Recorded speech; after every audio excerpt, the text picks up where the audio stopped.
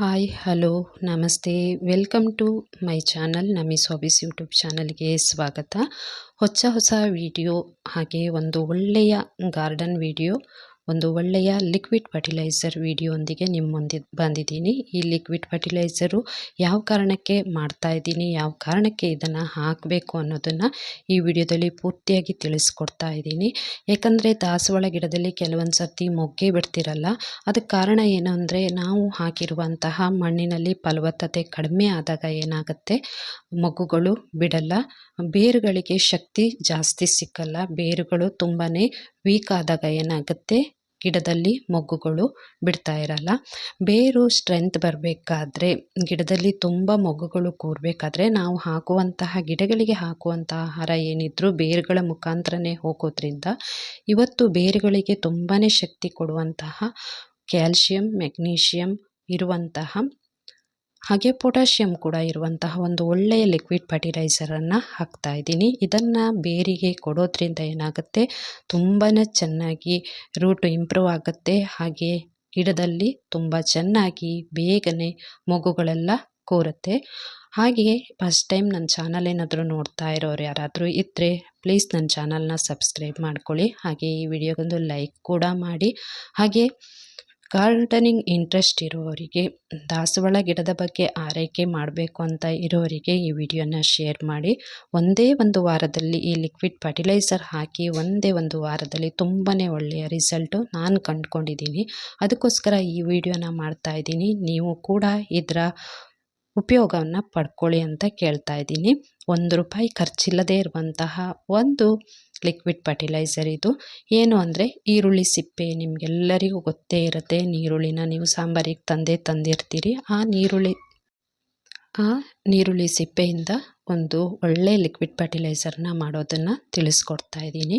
ನೀರುಳ್ಳಿ ಸಿಪ್ಪೆನ ಏನು ಮಾಡಬೇಕು ಅಂದರೆ, ಒಂದು 3 ದಿನಗಳ ಕಾಲ ನೀರಿನಲ್ಲಿ ಹಾಕಿ, 1 ಕಪ್ಪು ನೀರಿಗೆ 1 ಗ್ಲಾಸಲ್ಲಿ ನೀರು ತಗೊಂಡು ಈರುಳ್ಳಿ ಸಿಪ್ಪೆಯನ್ನು ಹಾಕಿ ಮುಚ್ಚಿಟ್ಟು 3 ದಿನದ ನಂತರ ಅದನ್ನು ತೆಗೆದಾಗ ಈ ರೀತಿ ಆಗಿರುತ್ತೆ. ಅದು ನಾನು ಹಾಕಿರುವಂತಹ ವಿಡಿಯೋ ಮಿಸ್ ಆಗಿರೋದ್ರಿಂದ ಈಗ ಹಾಕಿದ ನಂತರ ಅಂದರೆ 3 ದಿನದ ನಂತರ ಮಾಡ್ತಿರೋ ವಿಡಿಯೋ ತೋರಿಸ್ತಾ ಇದ್ದೀನಿ. 3 ದಿನದ ನಂತರ ಈ ರೀತಿ ಆಗಿರುತ್ತೆ. ಪೂರ್ತಿಯಾಗಿ ನೀರಿನಲ್ಲಿ ಈರುಳ್ಳಿ ಸಿಪ್ಪೆ ಕೊಳೆತು ಹೋಗಿರುತ್ತೆ, ಈ ರೀತಿ ಕಲರ್ ಬಂದಿರುತ್ತೆ. ಇದರಿಂದ ಒಂದು ಒಳ್ಳೆಯ ಫರ್ಟಿಲೈಸರ್ನ ರೆಡಿ ಮಾಡಿ ದಾಸವಾಳ ಗಿಡದ ಬುಡಕ್ಕೆ ಹಾಕಿದರೆ ನಿಮಗೆ ಆಶ್ಚರ್ಯ ಆಗುತ್ತೆ, 1 ವಾರದೊಳಗೆ ಅಷ್ಟೊಂದು ಮೊಗ್ಗುಗಳು ಬಂದಿರುತ್ತೆ, ತುಂಬಾ ಚೆನ್ನಾಗಿ ಗಿಡ ಗ್ರೋ ಅಪ್ ಆಗಿರುತ್ತೆ, ಬೇರುಗಳಿಗೆ ಕೂಡ ತುಂಬಾ ಒಳ್ಳೆಯ ಶಕ್ತಿ ಸಿಗುತ್ತೆ. ಇದೇನು ಮಾಡಬೇಕು ಅಂದರೆ, ಒಂದು ಬೌಲಿಗೆ ಈ ನೀರುಳ್ಳಿ ಸಿಪ್ಪೆಯನ್ನು ಹಾಕ್ಕೊಳ್ಳೋಣ, ನೀರು ಸಮೇತವಾಗಿ ಹಾಕ್ಕೊಂಡು ಇದನ್ನು ಈಗ ಏನು ಮಾಡಬೇಕು ಅಂದರೆ ಒಂದು ಲಿಕ್ವಿಡ್ಡು ರೆಡಿ ಮಾಡ್ಕೊಳ್ಳೋಣ. ಅಂದರೆ ಹೀಗೆ ಹಾಕಲಿಕ್ಕಿಂತ ಇನ್ನೂ ಸ್ವಲ್ಪ ಮೆತ್ತಗೆ ಮಾಡಿಕೊಂಡು ಇದನ್ನು ಯೂಸ್ ಮಾಡಬೇಕು. ಈರುಳ್ಳಿ ಸಿಪ್ಪೆ ಹಾಗಾಗಿ ಇರೋದ್ರಿಂದ ಹೀಗೆ ಹಾಕಿದರೆ ಏನಾಗುತ್ತೆ ಅಂದರೆ, ಸಿಪ್ಪೆಗಳು ಇನ್ನೂ ಮಣ್ಣೊಳಗೆ ಬೆರೆತು ಅದು ಇನ್ನೂ ಗೊಬ್ಬರ ಆಗಬೇಕಾದ್ರೆ ತುಂಬಾ ದಿನ ತಾಗುತ್ತೆ. ಅದಕ್ಕೋಸ್ಕರ ಏನು ಮಾಡಬೇಕು ಅಂದರೆ, ಇದನ್ನು ಹೀಗೆ ಹಾಕಲಿಕ್ಕಿಂತ ಇದನ್ನು ಇನ್ನೂ ಲಿಕ್ವಿಡ್ ಮಾಡ್ಕೊಳ್ಳೋಣ. ಅಂದರೆ ಇನ್ನೂ ತುಂಬ ಸಾಫ್ಟಾಗಿ ಇದನ್ನು ಮಾಡ್ಕೊಳ್ಬೇಕಾದ್ರೆ ಇದನ್ನು ಒಂದು ಮಿಕ್ಸಿ ಜಾರಿಗೆ ಹಾಕ್ಕೊಂಡು ಇದನ್ನು ಪೇಸ್ಟ್ ಮಾಡ್ಕೊಳ್ಳೋಣ.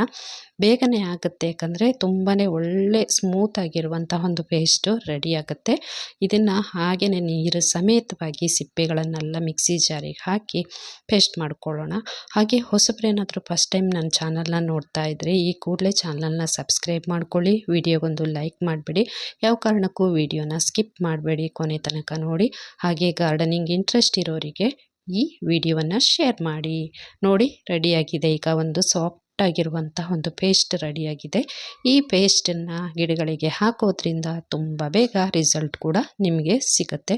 ಇದನ್ನು ಪುನಃ ಅದೇ ಬೌಲಿಗೆ ಹಾಕ್ಕೊಂಡು ಇದಕ್ಕೆ ಸ್ವಲ್ಪ ನೀರನ್ನು ಮಿಕ್ಸ್ ಮಾಡ್ಕೊಳ್ಳೋಣ. ಈಗ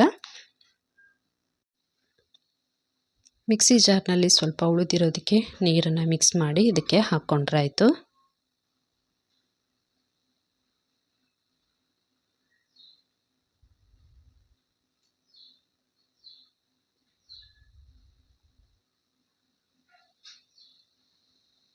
ಹಾಗೆ ಇನ್ನೂ ಸ್ವಲ್ಪ ನೀರು ಬೇಕಾದರೆ ಇದಕ್ಕೆ ಹಾಕ್ಕೊಂಡ್ರಾಯ್ತು. ತುಂಬ ಗಿಡಗಳಿದ್ದರೆ, ದಾಸವಾಳ ಗಿಡಗಳು ತುಂಬ ಇದ್ದರೆ ಸ್ವಲ್ಪ ಇನ್ನೂ ಇದನ್ನು ತೆಳು ಮಾಡಿಕೊಂಡು ಹಾಕಿದ್ರಾಯ್ತು. ಸ್ವಲ್ಪ ಲಿಕ್ವಿಡು ಜಾಸ್ತಿಯಾಗಿ ಇರಲಿ ಅಂತ 1 ಕಪ್ನಷ್ಟು ನೀರನ್ನು ಮತ್ತೆ ಸೇರಿಸ್ತಾ ಇದ್ದೀನಿ. ಎಲ್ಲ ಸ್ವಲ್ಪ ದಪ್ಪ ಆಗಿರೋದ್ರಿಂದ 1 ಕಪ್ನಷ್ಟು ನೀರನ್ನು ಸೇರಿಸ್ಕೊಂಡು ಚೆನ್ನಾಗಿ ಇದನ್ನು ಮಿಕ್ಸ್ ಮಾಡಿಕೊಂಡು ಈಗ ಇದನ್ನು ಗಿಡದ ಬುಡಗಳಿಗೆ ಹಾಕಿದ್ರಾಯಿತು. ಇದನ್ನು ಹಾಕೋದ್ರಿಂದ ಏನು ಪ್ರಯೋಜನ ಅಂದರೆ, ನೀರುಳ್ಳಿ ಸಿಪ್ಪೆ ಅಂದರೆ ನೀರುಳ್ಳಿ ಏನು ಮಾಡುತ್ತೆ ಅಂದರೆ ಬೇರುಗಳನ್ನು ಗಟ್ಟಿ ಮಾಡುತ್ತೆ, ಬೇರುಗಳಿಗೆ ಶಕ್ತಿ ಕೊಡುತ್ತೆ. ಹಾಗೆ ತುಂಬ ಕ್ಯಾಲ್ಶಿಯಮ್ಮು, ಪೊಟ್ಯಾಷಿಯಮ್ಮು, ಮೆಗ್ನೀಷಿಯಮ್ ಇರೋದ್ರಿಂದ ಬೇಗನೆ ಗ್ರೋ ಆಗುತ್ತೆ ಗಿಡಗಳು. ಹಾಗೆ ಬೇರುಗಳು ಕೂಡ ತುಂಬಾ ಸ್ಟ್ರೆಂತ್ ಹೊಂದುತ್ತೆ. ಇದು 1 ಕಪ್ನಷ್ಟು ಹಾಕಿದರೆ ಸಾಕಾಗುತ್ತೆ. ಯಾವುದೇ ದಾಸವಾಳ ಗಿಡಕ್ಕೆ ನೀವು ಬುಡಕ್ಕೆ 1 ಕಪ್ ಹಾಕಿದರೆ ಸಾಕು.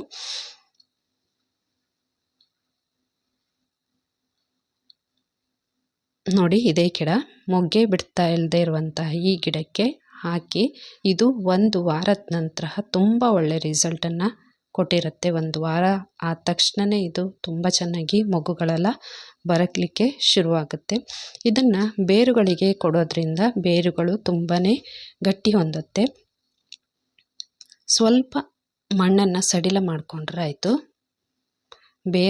ಬೇರಿನ ಹತ್ತಿರ ಇರುವಂತಹ ಮಣ್ಣಿರುತ್ತಲ್ವ, ಬೇರಿಗೆ ಪೆಟ್ಟಾಗದೇ ಇರೋ ಥರದಲ್ಲಿ ಬೇರಿನ ಸುತ್ತಲೂ ಇರುವಂಥ ಮಣ್ಣನ್ನು ಸ್ವಲ್ಪ ಸಡಿಲ ಮಾಡಿಕೊಂಡ್ರೆ ಆರಾಮಾಗಿ ಇದು ಬೇರಿಗೆ ಹೋಗಿ ತಾಗೋದ್ರಿಂದ ಬೇಗ ರಿಸಲ್ಟು ಸಿಗುತ್ತೆ ನಿಮಗೆ. ಹಾಗೆ ಸಿಪ್ಪೆನ ಹಾಕಲಿಕ್ಕಿಂತ ಈ ಲಿಕ್ವಿಡ್ ಹಾಕೋದ್ರಿಂದ ರಿಸಲ್ಟು ಬೇಗ ಸಿಗುತ್ತೆ ಅಂತ ಹೇಳಿದ್ನಲ್ಲ ನಾನು. ಈ ರೀತಿ 1 ಕಪ್ನಷ್ಟು ಹಾಕಿದರೆ ಸಾಕು.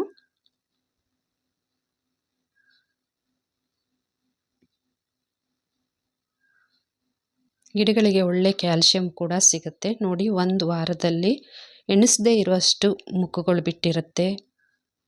ತುಂಬ ಚೆನ್ನಾಗಿ ಎಲೆ ಕೂಡ ಎಷ್ಟೊಂದು ಗ್ರೀನ್ ಆಗಿದೆ, ಹೆಲ್ದಿಯಾಗಿರುವಂತಹ ಎಲೆ ಕೂಡ ಇದೆ.